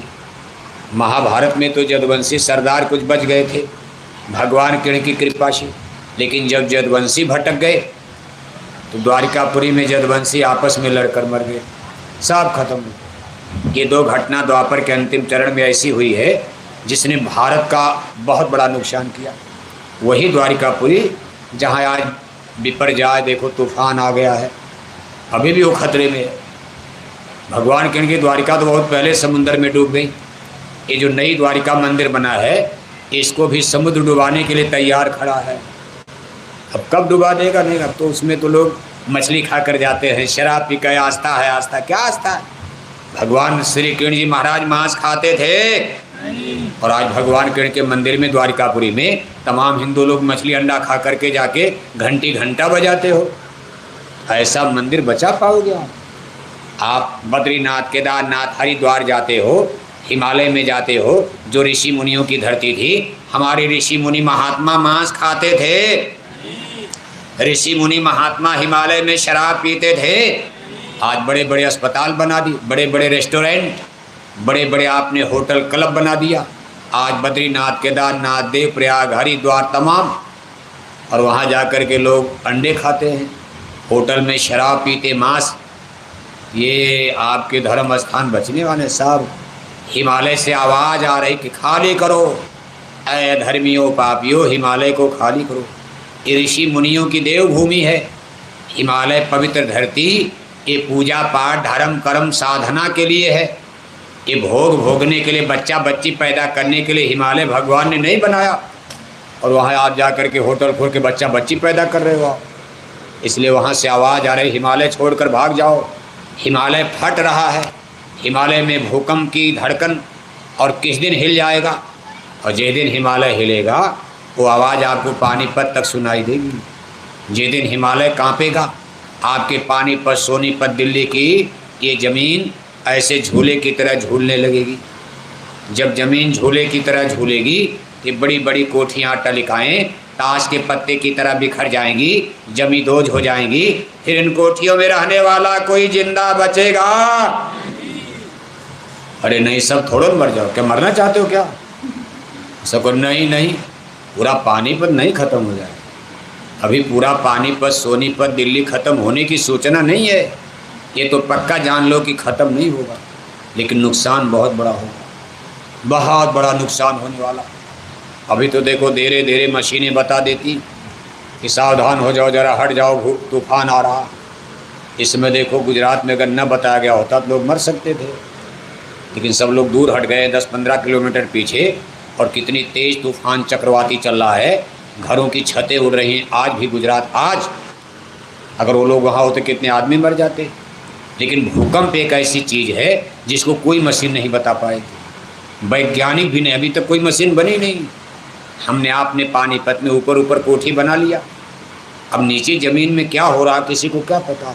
10,000 फुट नीचे ज़मीन में कहाँ पहाड़ है, कहाँ पानी है, कहाँ गैस के गोले हैं, कब विस्फोट हो जाएगा और धरती फट जाएगी, जिसको भूकंप कहा जाता। यानी भूकंप के झटके, इसका वैज्ञानिक भी अभी कोई अन्वेषण, रिसर्च नहीं कर पाए, सटीक जानकारी नहीं दी जाती। अगर मान लो 1-2 दिन पहले हमको बता दिया जाए कि भाई कल भूकंप आने वाला है, तो हम लोग खेत में चले जाएंगे, अपने घर के पीछे, ज़्यादा दूर भी नहीं जाना, बस अपनी कोठी से उतरकर घर के पीछे जंगल में चले जाओ। ज़मीन पर भूकंप क्या करेगा? लेकिन कोठियों में तो भूकंप के लिए खतरा है, इसलिए बड़ी बड़ी कोठियाँ बनाना भूकंप के लिए खतरे की निशानी बन गई है। गांव वाले तो मज़े में रहेंगे, भूकंप आंधी में तो झोपड़ी उड़ जाएगी, आंधी तूफान में तो झोपड़ी करकट उड़ेगा, कोठियाँ बचेंगी। लेकिन जिस दिन भूकंप आएगा तो पासा पलट जाएगा, झोपड़ी बच जाएगी, गांव वाले बच जाएंगे। अगर झोपड़ी गिर भी जाएगी तो गांव वालों का बहुत करेगा, पैर टूट जाएगा, हाथ टूट जाएगा, जान तो बच जाएगी। और गांव वाले कहीं गेहूँ और जौ के खेत में, चने मटर के खेत में चले गए, उस समय भूकंप आ गया तो बिल्कुल बच जाएंगे। लेकिन इन कोठियों वालों का क्या होगा? 10 मंजिला ऊपर, और कोठी ऐसे झूले की तरह हिले, उतर पाओगे आप? लिफ्ट भी फेल हो जाएगी, बिजली के कनेक्शन कट जाएंगे, सारी लिफ्ट बम्बई, दिल्ली, बम्बई, बेंगलोर, हैदराबाद, बड़े बड़े महानगरों के कितने बुरे हाल। और सबसे बुरे हाल पर तो बम्बई, दिल्ली बताई जा रही, जो भारत की किंगडम, केंद्रीय राजधानी है। वैज्ञानिक ये कह रहे हैं ये भूकंप की रेड जोन में है, यानी भारत के कुछ शहर रेड जोन में है। रेड जोन माने लाल, लाल निशान माने सबसे खतरे वाला, यानी दिल्ली आपकी रेड जोन में है। और ये पंजाब के किनारे किनारे दिल्ली होते होते ये आसाम, गुवाहाटी तक पट्टी जा रही है। उसके नीचे जब उत्तर प्रदेश का इलाका आता, सरजू नदी के उस पार, जमुना के उस पार, उसको उससे नीचे ऑरेंज रेड जोन में, यानी ये कम खतरे वाली स्थिति है। लेकिन ये रेड जोन जो हिमालय की तराई का इलाका है, इसको रेड जोन में माना जा रहा। और बराबर आप सुनते रहते दिल्ली में भूकंप के झटके। इन दिनों बहुत भूकंप आ रहे हैं, दुनिया में कहीं न कहीं अक्सर आ रहा है। अभी देखो आज समुद्र में तूफान, तब तक भूकंप परसों आ गया था, धरती हिल गई थी लेकिन ज़ोर से नहीं हिल रही। अगर मान लो कहीं ज़ोर से हिल जाए तो बम्बई का क्या होगा, दिल्ली का क्या होगा। बता रहे हैं कि कितने फीट, 30 फीट ऊंची लहरें समुद्र में आज उठ रही हैं। आज उठेगी नहीं, उठ रही हैं। इस समय अरब सागर में 30 फुट ऊंची लहरें उठ रही हैं। बताओ 30 फुट माने 3 मंजिला बिल्डिंग। और बम्बई ऐसे शहर समुद्र के किनारे हैं, अगर कहीं ये तूफान बम्बई की तरफ बढ़ गया तो 3 मंजिला बिल्डिंग तक पानी घुस जाएगा, तो बिना मौत के आदमी मारा जाएगा। इसलिए कुदरत क्या कर सकती, इसलिए उन्होंने कर्म विधान इसीलिए बनाया। और संत महात्मा इसीलिए समझाते हैं कि सच्चे धर्म का पालन को, नकली धर्म, भगवान को भी धोखा देना चाहते हो। मांसाहारी धर्म कोई धर्म होता है? और आज भारत की स्थिति यह है, 80% हिंदू भारत में मांस खाते। आज भारत की आबादी पुरानी गणना में 1 अरब 30 करोड़ बताई जा रही। 1 अरब 30 करोड़ की आबादी में आज 82 करोड़ हिंदू, 18 करोड़ मुसलमान, 8 करोड़ में सभी धर्मों के लोग आते। 82 करोड़ हिंदू में आज 1 अरब 4 करोड़ हिंदू में आज 82 करोड़ हिंदू मांस खाते। कितने हिंदू, कितने हिंदू? 82। जान लो कितना बड़ा काम आपको करना। 82 करोड़ हिंदुओं की मांस मछली छुड़ानी है, छुड़ा पाओगे आप? 10 आदमी जैकेट पहन के पानीपत में क्या मारोगे, तीर मारोगे, हिमालय उठाओगे आप? 82 करोड़ हिंदू आज भारत में मांसाहारी, और बच गए 22 करोड़। 22 करोड़ शाकाहारी और 82 करोड़ मांसाहारी। एक हिंदू शाकाहारी तो सामने 4 हिंदू मांसाहारी। एक हिंदू शाकाहारी तो 4 हिंदू मांसाहारी। हर घर में देखो आप, एक भाई का धर्म शाकाहारी और एक भाई का धर्म मांसाहारी। बुढ़िया सास का धर्म शाकाहारी और पढ़ी लिखी अंग्रेजी बोलने वाली बहू आ गई, पर अंग्रेजी बोल रही है, उसका धर्म मांसाहारी। बुढ़िया कहती अरे बहू चूल्हे पर मछली मत पकाना, अंडा मत पकाना, मैं शाकाहारी। मैं राधा स्वामी मिशन में, मैं जय गुरुदेव मिशन में, मैं गायत्री मंत्र का जाप करती हूँ, मैं आर्य समाज की हूँ, लहसुन प्याज नहीं खाती। अरे बहू घर चूल्हे पर अंडा मत पकाना, हमारा बर्तन उड़ता रहे। कहते है बुढ़िया पागल हो गई, दुनिया कहाँ चली गई, मछली में विटामिन डी, अंडा। अब बहू अंग्रेजी झाड़ने लगती, मेडिकल साइंस का फैक्टर। बुढ़िया बेचारी क्या जाने विटामिन क्या है, लेकिन पढ़ी लिखी बहू विटामिन जानती, अंग्रेजी पढ़ी है। कहती अरे आपको क्या पता। डॉक्टर कहते, दुनिया के डॉक्टर चिल्ला रहे मछली में विटामिन डी है, अंडा में विटामिन सी है, मछली अंडा खाओगे स्टेमिना पावर बढ़ेगी, शरीर में खून बढ़ेगा, ब्रेन माइंड दिमाग तेज होगा। हमारी साइंस कह रही, डॉक्टर कह रहे, और आपको पता न कौन गुरु महात्मा मिल गए, कुछ जानते कि नहीं, अनपढ़ गवार। अब संत महात्मा कोई पढ़े लिखे तो ज़्यादा हो, कबीर साहब पढ़े लिखे थे, नानक साहब कोई पढ़े लिखे थे। साहब कबीर कहते भाई मस्त कागज छुयो नहीं, कलम गई नहीं हाथ। रामायण लिखने वाले गोस्वामी जी महाराज बिल्कुल अनपढ़, रविदास जी जूता सीने वाले बिल्कुल अनपढ़। चलो जमाना तो पुराना था, यूनिवर्सिटी कॉलेज तब था ही नहीं, लेकिन जब यूनिवर्सिटी कॉलेज का युग आया, इस समय में भी आप देखोगे राधा स्वामी जी महाराज आगरा वाले, वो भी बहुत पढ़े लिखे नहीं थे, थोड़ा बहुत। उनके शिष्यों में बाबा जयमल सिंह मल्टी में रहते थे, वो भी कम पढ़े लिखे, 4वीं 5वीं तक पास रहे होंगे, बाकी कोई पढ़ाई लिखाई नहीं। उनके परम शिष्य हैं बाबू सावन सिंह जी महाराज। ये अंग्रेज़ों के ज़माने में ब्रिटानिया हुकूमत में एग्जीक्यूटिव इंजीनियर, ज़रूर ये थोड़ा पढ़े लिखे थे। और उनके बाद डेरा ब्यास पर बाबू चरण सिंह जी, ये देखो एडवोकेट वकील। हमारे गुरु महाराज जिनका इतना बड़ा मिशन भारत में चल रहा है, सफ़र कर रहा है, गुरु महाराज ने तो कुछ नहीं पढ़ा, कक्षा 1 भी नहीं पढ़ी, लेकिन देखो बड़े बड़े बाबू साहब, इतने बड़े बड़े अफसर अधिकारी बोरा पहन लिए। मामूली चीज़ है, संतों की दया देखो आप। आपके सामने प्रमाण हमारे बाबू साहब बैठे हैं रेलवे में, अकाउंटेंट अफसर, गोरखपुर रेलवे में अकाउंटेंट अफसर, इतने पढ़े लिखे, डबल MA हिंदी अंग्रेजी क्या क्या। और आज गुरु महाराज ने बोरा पहन कर इनको भी नचा दिया। ये होते हैं संत महाम। रविदास जी कुछ पढ़े लिखे नहीं, लेकिन चित्तौड़ की महारानी मीरा को दीवानी बना दिया। मीराबाई ने कहा हेरी मैं तो प्रेम दीवानी, मेरा दर्द न जाने को, मीरा दर्द दीवानी, दर्द मुरिका कोई जानी, खोजत खोजत संत रविदास मिले मुर सदगुरु, दीनी सूरज शहदानी, मैं मिली पाए पी अपना, तब मोरी पीर बुझानी। मीराबाई को गुरु रविदास ने दीवानी बना दिया। और मीराबाई ने कहा सब दर्द मिट गया जब गुरु रविदास मिले। अब गुरु रविदास कुछ पढ़े लिखे नहीं और मीराबाई तो महलों की रानी पढ़ी लिखी। कहने का कुल मतलब यह है, इसमें पढ़ाई लिखाई का, संसार के भौतिक ज्ञान का, इंटेलेक्चुअल, हिंदी अंग्रेजी फिजिक्स केमिस्ट्री जूलॉजी बॉटनी, ये सब संसार की जड़ विद्या है। इसको अपरा विद्या, इसको बौद्धिक ज्ञान कहा जाता है। लेकिन ये साइंस ऑफ सोल चेतन विद्या, ये परा विद्या है, सनातन विद्या है। इसमें पढ़ने लिखने की इसकी कोई आवश्यकता नहीं है। बिना पढ़े लिखे भी आपका काम चल जाएगा। इसमें बस अपने ख्याल ध्यान को हटाकर दोनों आँखों के बीच में कंसंट्रेशन, आपको इधर मन माया से थोड़ा हट करके यहाँ दोनों आँखों के बीच में मन बुद्धि चित्त का कंसंट्रेशन, इस साधना का जो मूल मंत्र है, आपका ख्याल ध्यान दुनिया के लोग मुँह से हटे। जितनी जल्दी दोनों आँखों के बीच में एकाग्र होगा उतनी जल्दी आपका ब्रह्मांड खुल जाएगा। बस जो ही ब्रह्मांड खुलेगा, अर्जुन की तरह से आप भगवान कृष्ण का दर्शन करने लगोगे। यही भगवान कृष्ण ने अर्जुन को बताया, ना तुम आम सकसे द्रष्टुम न स्वचक्षुषा दिव्यम ददामि ते चक्षुम पश्चिमोगम वैश्रम अहम दिव्यम चक्षुम ददामि। अर्जुन को दिव्य दृष्टि खोल दिया, ये ब्रह्मांड खुल गया और देख लिया अर्जुन का चतुर्भुज रूप भगवान कृष्ण का। अर्जुन ने देखा उनका श्याम सुंदर मनमोहनी स्वरूप और देखो तब चरणों पर गिर पड़े, कहा तुमादि त्वमेव माता च पिता त्वमेव। अभी तो कुछ समझ रहे, तब कहने लगे प्रभु आप सब कुछ हो। कहने का मतलब है कि विद्या वही है। आपकी भी जब तक ये दिव्य दृष्टि नहीं खुलेगी स्वर्ग वैकुंठ नहीं देख पाओगे। आपके अंदर ही रास्ता का सबना मैं सांचा धरी, इसी का भेद साइंस ऑफ सोल में संत महात्मा आपको बताते। जब यहाँ आत्मा जगेगी तब आपको ब्रह्मांडों की संगीत मधुर मधुर, जिसको वेदवाणी ब्रह्मवाणी कहते हैं, सुनाई पड़ेगी।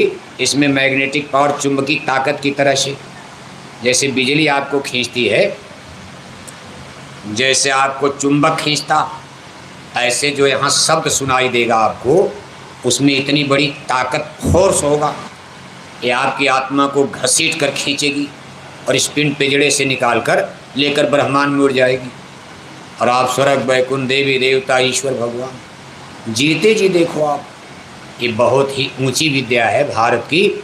ये दैवी विद्या, परा विद्या, चेतन विद्या, अध्यात्म विद्या। लेकिन अभी है कि मछली अंडा खाने वालों को तो ज़िंदगी में नसीब नहीं होगी। बस उनको वही कंकड़े पत्थर पूजना पड़ेगा। मर जाओगे, नाती पोता कहेंगे दादा का क्या हो गया, और दादा कुत्ता बिल्ला बनकर यहीं पानीपत में भटकोगे। कहा बड़े घर कई बूचिया सत्संग सुनन ना जाए और तेह कारण कुतिया बनी और घर घर लबदा। लबदा माने जानते हो, डंडा। कुतिया बन करके पानीपत में जन्म हो गया, अपनी ही कोठी हवेली में चारपाई पर बैठे और तब तक नाती पोता ने मारा 2 डंडा। हमारे पलंग पर कुतिया कैसे बैठ गई। अब नाती पोता को क्या पता कि दादी कुतिया बन के आ गई। वो तो कहेंगे दादी का क्या हो गया, क्या हो गया, दादी का क्या हो गया। अब नाती पोता समझ है दादी स्वर्ग चली गई और दादी कुतिया बन के पानीपत में अपने घर में डंडे खा रही है। कहा कबीर गुरु की भक्ति बिन नार कुकरी हो और घर घर में डोलत फिरे टूक न डारे को। कभी बचाएगा कौन। कहा सदगुरु बिना न कोई बाँचे, नाम बिना 84 नाचे। बिना गुरु के, सदगुरु के कोई ज्ञान होता है, वही बचाएंगे। जैसे हिंदी अंग्रेजी बिना मास्टर कोई पढ़ पाएगा। स्कूल कॉलेज बंद हो जाए, मास्टर ना हो, किताब लेकर के गाना गाते रहोगे, हिंदी अंग्रेजी कोई पढ़ पाएगा। हर जगह टीचर ट्यूटर मास्टर। इसीलिए रामायण में भी लिखा है गुरुबिन भव ने तरे न कोई, जो बिरंच संकर्षम हुई। गुरु के बिना गति नहीं। गुरुबिन माला फेरते, गुरुबिन देते दान और गुरुबिन दो निष्फल गए, कहत कबीर विचार। गुरु किया नहीं, हरे रामा हरे कृष्णा माला जपने लगे। अब गुरु होते तो बताएंगे ना आपको कि माला जपने वाले को मछली नहीं खाना चाहिए, भगवान की माला जपने वाले को अंडा नहीं खाना चाहिए। लेकिन आपने गुरु किया ही नहीं, कंकड़ पत्थर बोलेंगे। मंदिर में गए, पत्थर की मूर्ति रखी है, मछली खाकर घुस गए, घंटी घंटा बजा के, तिलक टीका लगा के, फूल माला मूर्ति पर चढ़ा कर चले आए। पत्थर की मूर्ति तो कहेंगे नहीं कि मछली क्यों खाते हो।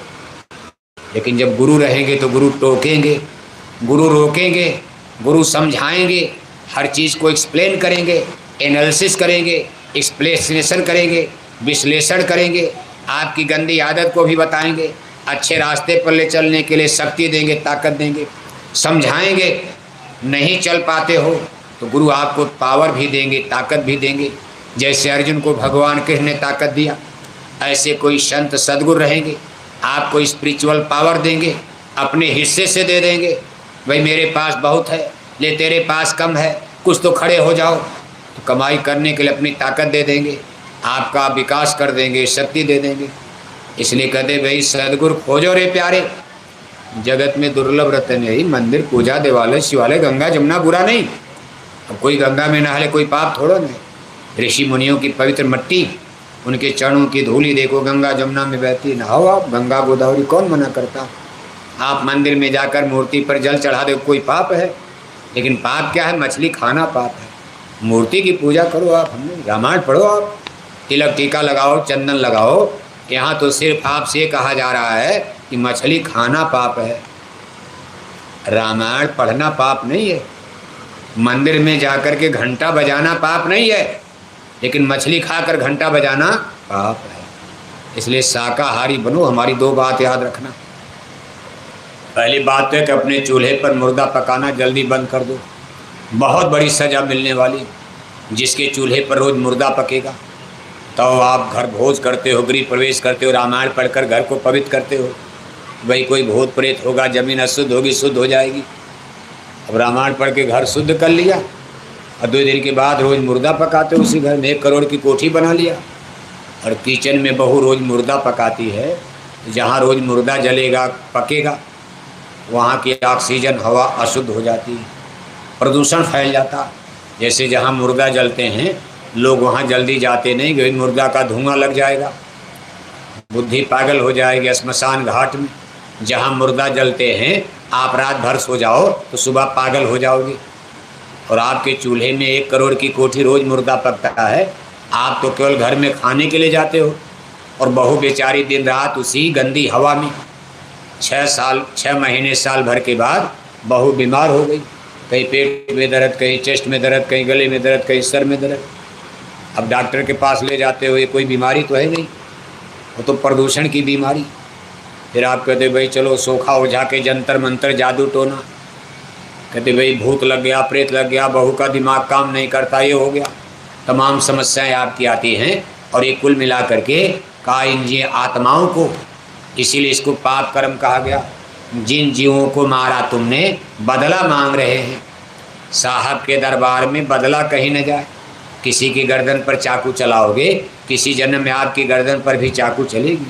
एवरी एक्शन हैज रिएक्शन, क्रिया प्रतिक्रिया, कर्म और कर्म फल। गेहूँ बोओगे गेहूँ काटोगे, चना बोओगे चना काटोगे, चना बोकर कोई मटर काटेगा। जो बोया सो काटा, जो किया सो पाया। पाप कर्म करोगे तो पाप दुख मिलेगा, अच्छा पुण्य कर्म करोगे सुख मिलेगा। अब पशु पक्षी मारना तो पाप कर्म, जीव हिंसा का भाई ये सबसे बड़ा परम धर्म शुद्ध विदित अहिंसा। पर निंदा समग्न गिरीशा, सत्य हिंसा परमो धर्म। परहित सरिस धर्म नहीं भाई, तो पर पीड़ा सम नहीं अधमाई। किसी जीव को पीड़ा देना, कष्ट देना, ये सबसे बड़ा पाप परमेश्वर की अदालत में। आपके यहाँ तो आपकी अदालत में, आपके भौतिक ज्ञान में मछली मारना माने विटामिन खोजना। अंडा मार दिया, मछली मारा, मुर्गी मारा, बकरी मारा, तो आप कहते हो हम विटामिन खा रहे हैं। लेकिन भगवान के कानून के मुताबिक इसको पाप कहा गया। किसी भी प्राणी की मांस, उनकी हत्या करके, अरे आपको विटामिन खाना है तो किस्म किस्म का फल, किस्म किस्म का अनाज, किस्म किस्म की सब्जी, दूध दही मक्खन घी, ईश्वर ने सब कुछ बनाया। और हमारे पूर्वज इसका सेवन करते थे, सब लोग निरोग भी थे, स्वस्थ से, और भगवान का पूजा पाठ भजन भक्ति साधना उपासना करके अपनी आत्मा का कल्याण भी कर लेते थे। हम लोग रास्ता भटक गए, किसने भटका दिया? अब इसकी समीक्षा करने की बात नहीं, बस तुरंत आप पलट जाओ, फिर लौट जाओ सही चीज़ पर, और सब लोग अपने चूल्हे पर मुर्दा पकाना बंद कर दो। दूसरी चीज़, किसी गुरु की खोज कर लो, कहीं मिल जाए, कोई पानीपत में मिल जाए, हरियाणा में मिल जाए, चले जाओ काशी में मिल जाए, हरिद्वार में मिल जाए, दिल्ली में कोई मिल जाए, कहीं मिल जाए। लेकिन किसी गुरु को खोज लो जो इस विषय के मास्टर हों। साइंस ऑफ सोल, कैसे जीव माँ के गर्भ में उतारा गया, कैसे मौत पर निकाला जाता, कैसे में से निकाल कर गाय बैल में डाल देते, कैसे नरकों में जलाते हैं, काटते हैं, पीटते हैं, मारते, कैसे स्वर्ग वैकुंठ मिलता, कैसे मोक्ष मुक्ति मिलती, कैसे देवी देवता ईश्वर भगवान का दर्शन दीदार होता है। इस सारे ज्ञान विज्ञान से जो वाकिफ़ हो जानकार, आप ऐसे गुरु की खोज कर लोगे तो मानव जीवन आपका सफल हो जाएगा, जन्म मरण से छुटकारा पा जाओगे। जिसके लिए प्रभु ने मानव जन्म दिया है, ये हितन कर फल ये है भाई, का भजिए राम सब काम बिहाई। का मानव जीवन का मूल उद्देश्य यही है, भगवान का भजन करके भगवान को पा लेना, अपनी आत्मा को परमात्मा से जोड़ लेना। और ये काम अगर अधूरा रह गया, आत्मा आपकी भटक जाएगी कीड़े मकोड़े में, पशु पक्षी में। इसलिए किसी गुरु की खोज करो जल्दी। अगर कोई ना मिले, मालूम ना मिले कोई ऐसा जानकार गुरु न मिले तो मथुरा चले आना। अभी देखो 1 जुलाई से 5 जुलाई तक मथुरा आश्रम पर गुरु पूर्णिमा का पावन महोत्सव लाखों लाख भाई बहनों के बीच में मनाया जाएगा। बहुत बड़ा आध्यात्मिक मेला लगेगा 1 जुलाई से 5 जुलाई तक मथुरा में। 5 दिन लगातार सुबह शाम आपको सत्संग सुनने को मिलेगा। और 3 जुलाई को जो पूजन की मुख्य तिथि तारीख है, ये तारीख आषाढ़ की पूनम, आषाढ़ की पूनम पर तमाम लोग हर जगह गुरुओं की पूजा की जाती। इसको गुरु पूर्णिमा पर्व कहा जाता है। आध्यात्मिक चेतन पराविद्या में 3 जुलाई को गुरु पूर्णिमा है, पूजन का दिन है। इस दिन पूज्य महाराज जी का दर्शन, उनका सत्संग, और जो नए लोग आओगे उनको नामदान, गुरु दीक्षा, गुरु मंत्र भी प्रदान किया जाएगा। यानी कैसे गुरु मंत्र माने कैसे पूजा करो, कोई विधि आपको विधि बताई जाएगी। मेहनत कम, जब मास्टर बता देगा तो कम पढ़ोगे फिर भी ज्ञान हो जाएगा। अपने मन से हल करते रहते हो, कितनी मेहनत, और प्रश्न देखो प्रूव भी नहीं हो पाता। जानकार रहेगा तो जल्दी जल्दी आपका काम बनेगा। आपको पूजा की सच्ची विधि, मेहनत कम लाभ ज़्यादा, कम मेहनत में ही लाभ ज़्यादा आपको मिलने लगेगा। आपकी आत्मा जागृत होने लगेगी। ये भेद आपको 3 जुलाई को मथुरा आश्रम गुरु पूर्णिमा के पर्व पर प्रातःकाल अमृत बेला में हमारे संस्था प्रमुख पूज्य हुजूर महाराज जी के द्वारा आपको समझाया जाएगा, बताया जाएगा। आपके इस पानीपत से देखो बहुत से लोग मथुरा जाते हैं, जिनके दरवाजे हम लोग आए हैं। हम लोग तो यहाँ रात में ही आ गए। ये हमारे भाई रामवीर सिंह जी, देखो पूरे घर परिवार के लोग कितने भक्त, कितना प्रेम, कितना सद्भाव, कि रात भर जाग जाग कर सबके लिए खाने पीने सोने का इंतजाम करना, फिर टेंट लगाना, लाउड स्पीकर लगाना। पूरे घर परिवार जवार के, इस टोले महल्ले के सभी लोगों को हम धन्यवाद देते हैं। इतने टेम्परेचर गर्मी में आप अपने घर गृहस्थी के काम को छोड़कर और इतनी संख्या में आप आए और इतनी देर बैठे रहे अपने बाल बच्चों के साथ। अपना डीजल पेट्रोल खर्च, कितने लोग तो दूर से आए, भाड़ा लगाया, किराया लगाया और कार्यक्रम को संपन्न कराने में अपना योगदान दिए। तो सबको बहुत बहुत धन्यवाद है। जिला संघर्ष संगठन इस पानीपत के देखो हमारे अध्यक्ष हैं भाई चंद्रशेखर जी, पंडित चंद्रशेखर जी, और हमारे वयोवृद्ध भाई दरबारी भाई हरद्वारी लाल जी टाटधारी, जो इस संगत के संरक्षक हैं। और तमाम नए पुराने चेहरे, देखो हमारे संगत के तमाम सेवादार भाई बहन आज इस सत्संग सभा में यहाँ मौजूद हैं। सबके सहयोग से कार्यक्रम संपन्न हुआ। सबको बहुत बहुत धन्यवाद है। हमारे हरियाणा प्रदेश के अध्यक्ष जो बराबर हमारे साथ इस जन जागरण यात्रा में चल रहे हैं, भाई हमारे बुधिराम जी। इस हरियाणा प्रदेश के उपाध्यक्ष भाई श्रीनिवासन जी। उत्तर प्रदेश गोरखपुर के बाबू रामहेश सिंह जी। बहराइच जिले के रहने वाले भाई बराती लाल मौर्य जी। ये सब लोग बराबर सबके सहयोग से ये कार्यक्रम जन जागरण का, जन जागरण ही तो करना है। मानने मनाने में तभी समय लगेगा। अभी हमने बताया जब इतने लोग मांसे खा रहे हो तो सबसे बड़ी प्रॉब्लम तो यही है। अगर आप हमको अच्छा भी समझो तो कहा जाए चलो मथुरा, अरे बाबा क्या मथुरा चले, मछली छोड़ना पड़ेगा।